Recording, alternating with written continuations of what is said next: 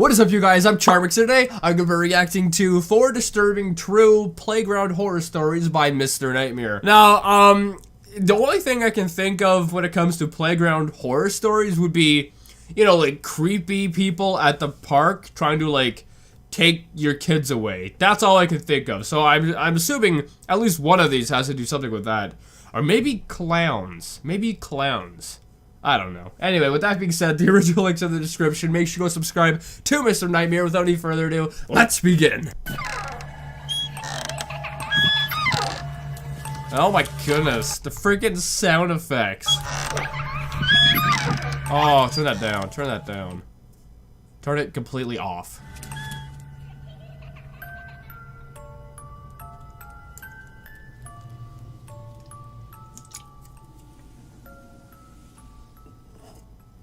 When I was 17 in my last year of high school, I was finally starting to hit things off with a 17? That's kind of old, so obviously it couldn't be someone trying to, like, you know, abduct you or whatever. girl I liked.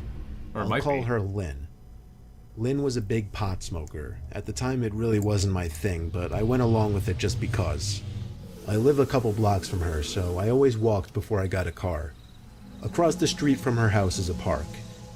Commonly at night, she'd instant message me on AOL to come hang out at the park. AOL? That hasn't been a thing for a while, and I think they're actually closing down this year too. Like, no one uses it. Also, my right ear is loving the story. Sometimes we'd just sit on the playground at night and talk for hours. Sometimes she'd convince me to smoke with her. Peer pressure. It was always such a private place to hang out and talk, especially at night. A line of thick trees surrounded the playground as well, creating a wall of sorts. Well, one night we both snuck out around 12 and met at the playground in the park. We talked for a while. Then Lynn perked up, playfully hit me on the shoulder, and said we should play hide and seek. It may sound immature for a couple seniors in high school to play hide and seek. I don't think it's immature for two people to play hide and seek. I don't care if you're seniors or whatever, it can still be fun. But there's only 2 people. Normally when you play hide and seek, you play it with, you know, a bunch of people, not just 2 people. Right? At least when I was younger, I never played it with 2 people. I would always do it with like 3 or 4 or 5, something like that. You'd have to have more people, not just 2. But it just seemed like it would be fun. She told me to go to the trees and count to 30. When I was done, my first instinct was of course to check the playground. And if she wasn't there, I'd move on to the picnic bench area. We always had flashlights on us when we went to the park, because this was before everyone had phones with flashlights in their pockets. Oh, so this is a long time ago then, right? I stepped from the grass onto the wood fiber mulch surrounding the playground. I aimed my flashlight up to the playground, because I guess I was too lazy to go up there if I didn't have to. You know those big plastic circular things with a bunch of tiny holes in it that a lot of playgrounds have? Maybe not, but there was one of those things up at the highest level of the playground, and through a bunch of holes, I could see what appeared to be skin and a jacket, but what stood out the most was her eye peering through one of the holes. Instead of going up there right away, I decided it would be fun to kind of mess with her. I waved the flashlight around the playground, pretending like I didn't see. It's not her. It's not her. Oh, that's creepy. That's creepy. Oh, I think it's not her. It might be her, but, you know, if this is gonna turn into a horror story, what would make it horrifying is if that wasn't her. Just some random person there. That would be terrifying. See her. I was gonna walk to the picnic area, turn on the flashlight, walk around to the trees, back to the playground, sneak up on her, and scare the living daylight out of her. Don't ask me why, I just wanted to. I walked to the picnic area, shut off the flashlight, and snuck back over to the playground. I was careful not to make noise as I crept through the wood chips that the playground sat on. Before I could even step foot on the first platform of the playground, something grabbed my arm and pulled me. Oh, maybe that was her in there, and someone else is grabbing you. I actually screamed, but stopped when I heard Lynn's laughter. I turned on the flashlight and was relieved to see it was her. Oh! The prank obviously backfired completely. After that, we went back up to the second level platform of the playground that we always chilled in. I asked her if she knew that I saw her behind that plastic thing at the top of the playground, but she was confused. She acted as if she never went up there. I explained to her that I saw someone up there. We both looked up as the tiny creaking sounds we had been hearing every so often suddenly made a disturbing amount of sense. I aimed the light up there, which revealed someone's head hunched over the railing of the platform above us. At the same time, we heard footsteps kicking the wood chips around right below the platform we were sitting on. I made the first move for us to run, and Lynn followed suit. Wait, so they're on the platform, and then there's someone on another level, and then there's also someone on the lower level? Is that? I'm confused now, because I thought he said they went back up on the platform, then they heard wood chips below them, but they also heard stuff, you know, where he saw the person earlier. So, is there two people or is there one? I'm freaking confused now. I turned out my flashlight while we ran, which wasn't long since Lynn's house was right across the street. We went to her room, shut the curtains, and I stayed there for the night, not wanting to go home. That marked the end of our late night visits to the park. That was a weird end to the story. Kind of left on a cliffhanger. Because, I mean, like, who was that? Who was that there with them? Was it just some stranger? Was it like a homeless person trying to find shelter? I mean, there are a lot of possibilities to who it could be.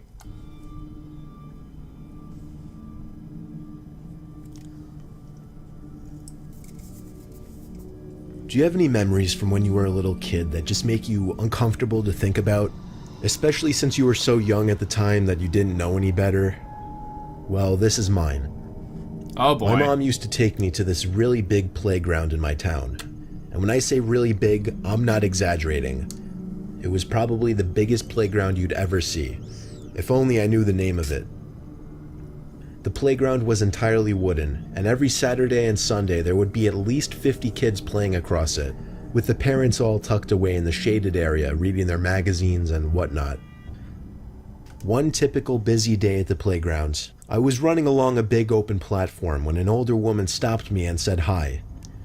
Oh boy, stranger danger. She kept going on and on about how cute I was. Stranger danger. Loved my blonde hair. Oh no. It started to seem like she knew me based off the way she was talking to me. And then she told me that my mom left and that she told her to take me home. What did I say? What did I say at the beginning of this? It's probably something with someone trying to, you know, abduct someone. That's exactly what's freaking happening. Keep in mind I was only 6, so I believed her. A lot of kids real young don't know better. This is not good. The woman took me to the parking lot, to an old station wagon where a man, I now presume to be her husband, was sitting in the driver's seat. Oh boy. He acted all friendly to me as the woman motioned me into the back seat, but I remember him yelling and lecturing at her about something. The man drove very aggressively and quickly as he was leaving the parking lot. He actually got in? Where was your mother? Where was your mother? She not keeping an eye on you? We came to the light at the exit of the park. It was red. Just then, a car pulled up behind us and laid on the horn. I looked behind us, and it was my mom's car. Oh, there we go. The man blew through the red light, which even I picked up on, and started flooring it down the streets. I started to cry and scream as I realized my mom didn't know these people. Not long after, the man pulled the car over and yelled at the top of his lungs at me to get out of the car. I opened the door, still crying my eyes out in fear. My mom pulled up next to me, ran out of the car, and hugged me. In the heat of the moment, she didn't get the tag number. Nor was you gotta be kidding me. That's exactly what I was thinking. You have to get the tag number, then the police can find the vehicle. Able to call the police since this was 2001, and there were no cell phones. Correct me if I'm wrong, but I'm pretty sure they had cell phones around 2001, didn't they? I could be wrong though, but I'm pretty sure they did. I really wish I didn't remember this day so clearly. I would have rather it just been one of those memories that the brain chooses to repress.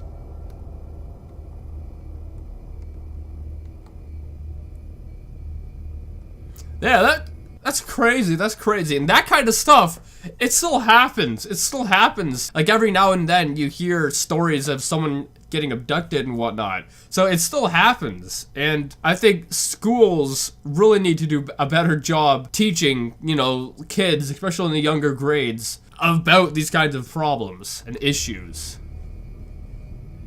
I'm a single father currently living with my 5-year-old son. I have an old wooden playground in my backyard. It has a tire swing, monkey bars, and a big slide. A couple times recently, I've heard noises coming from the playground at night. I'll start from the first night. I woke up one night last week to the sound of something squeaking from outside.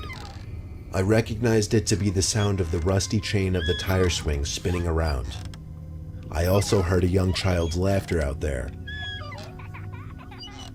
I thought it was my son, so I went to his room to find him in his bed, fast asleep.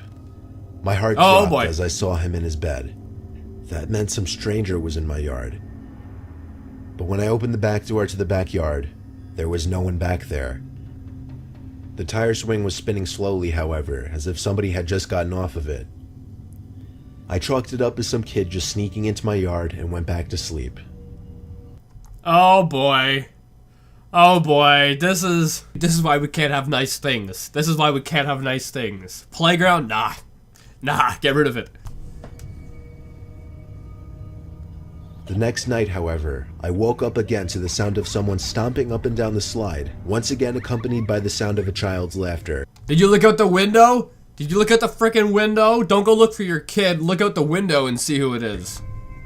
I checked my son's room once again to find him in bed. No! Look out the window! Look out the window! Because now the time that you check your kid and you go, no, there's no one gonna be there. Look out the window as soon as you hear it.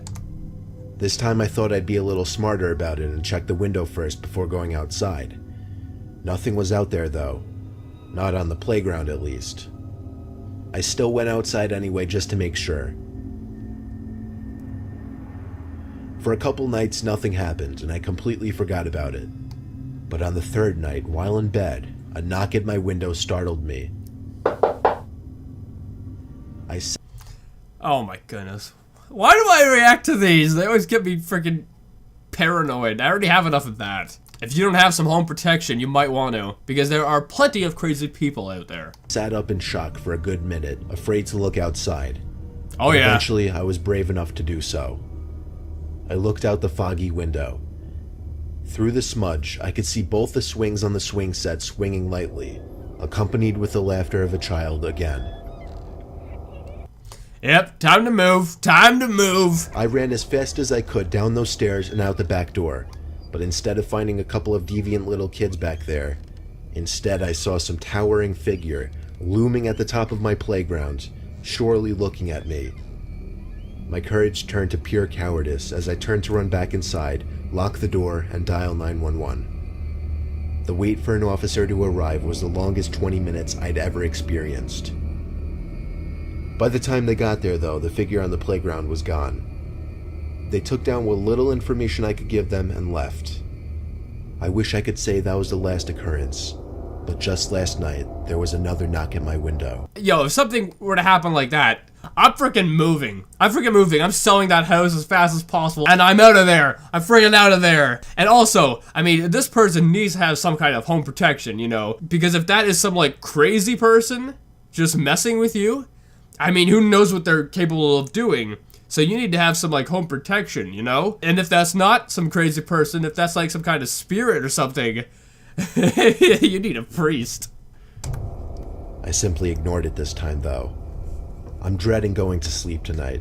I think I'm gonna install security cameras on my house soon.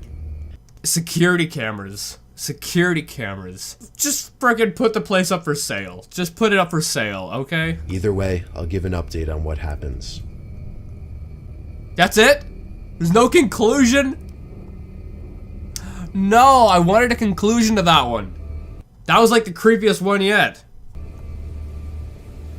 I was 13 years old.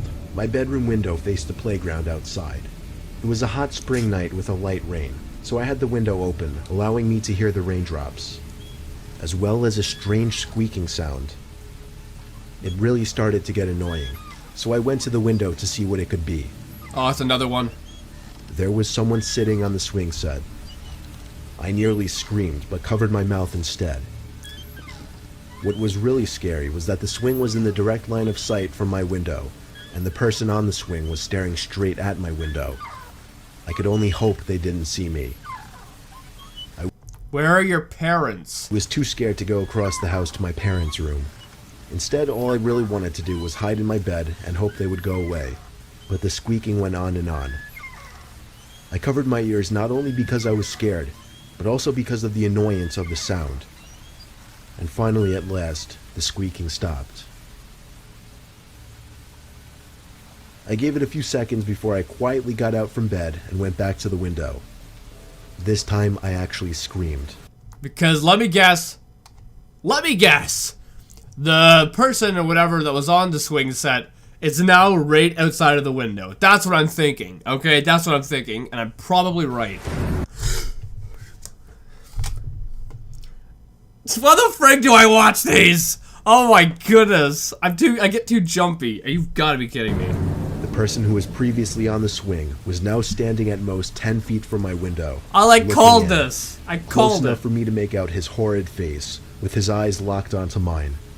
But only for maybe a second or two, because I went straight to my parents' room, screaming for my dad the whole way. My dad looked out the window, then went outside. He came back in 5 minutes later and said there were boot marks under the swings where a patch of mud accumulated, but he couldn't find the person who made them. This was 100% the scariest moment of my life. Is that the end of the story? It is!